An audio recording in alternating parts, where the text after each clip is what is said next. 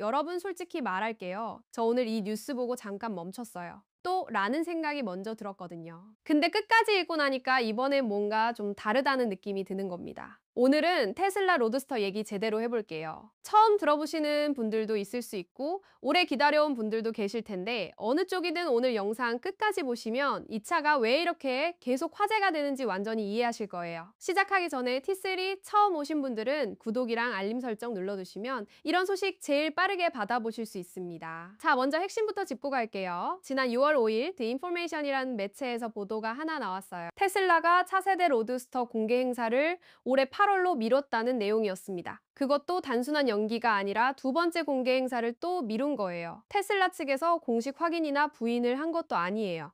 완전 미확인 보도인 상태인 거죠. 그런데도 이 뉴스가 이렇게 퍼지는 건 그만큼 사람들이 이 차를 기다리고 있다는 방증이기도 합니다. 장소는 텍사스로 알려졌어요. 이게 단순한 정보가 아닌 게 테슬라 임원들이 이미 5월에 로드스터를 텍사스에서 생산하겠다고 밝혔거든요. 공개 행사와 생산 거점이 같은 곳이라는 거잖아요. 이건 나름 의미 있는 연결고리예요. 그냥 아무 데서나 쇼한다는 게 아니라 실제 만들어지는 현장에서 공개하겠다는 흐름이 보이는 거니까요. 그리고 이번 공개 행사에서 가장 주목받는 게 있어요. 바로 스페이스 X 패키지입니다. 이게 뭔지 모르시는 분들을 위해 설명드릴게요. 일론 머스크가 로드스터를 처음 공개할 때부터 얘기했던 건데요. 스페이스X의 기술을 활용해서 차에 소형 로켓 추진체를 심겠다는 아이디어예요. 더 빠른 가속을 만들어내고 심지어 일정 수준의 호버링, 그러니까 차가 잠깐 떠 있는 것까지 가능하게 하겠다는 거였어요.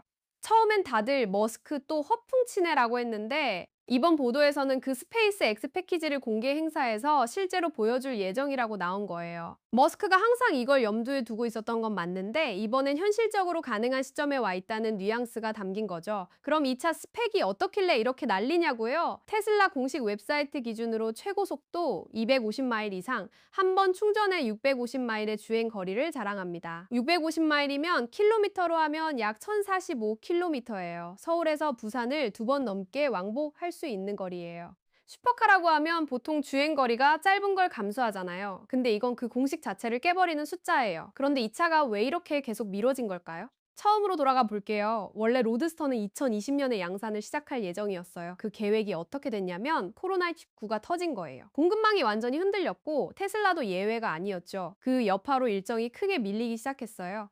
그건 어느 정도 납득이 가는 상황이었어요. 전 세계 산업이 다 타격을 받았으니까요. 근데 문제는 그 이후예요. 코로나가 끝난 지는 꽤 됐잖아요. 그럼에도 불구하고 공개 행사는 계속 미뤄졌어요. 공식 초청장 하나 발송된 적이 없고 구체적인 날짜가 확정된 적도 없어요. 이미 5만 달러, 우리 돈으로 약 6,700만 원이 넘는 예약금을 낸 사람들이 이걸 기다리고 있는데 그분들 입장에서는 진짜 속이 터지는 상황이죠.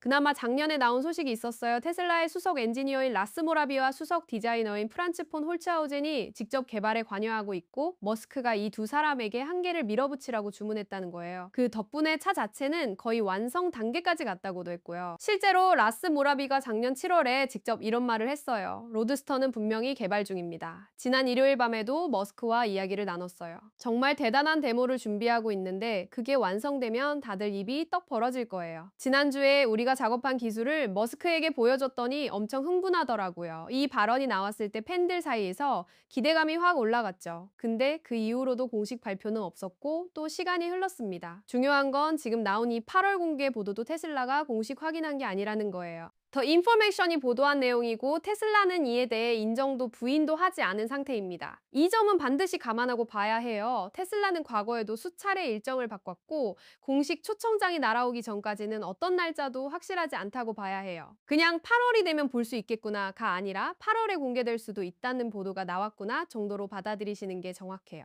그래도 저는 개인적으로 이번이 좀 다를 수 있다고 생각하는 이유가 있어요. 스페이스 X 패키지를 같이 보여준다는 부분이에요. 이건 단순히 차를 공개하는 수준이 아니에요. 항공우주 기술과 자동차를 융합한 무언가를 처음으로 세상에 꺼내 보이겠다는 거잖아요. 이 정도를 보여주려면 단순 쇼업이 아니라 완성도 높은 결과물이 있어야 하는 거거든요.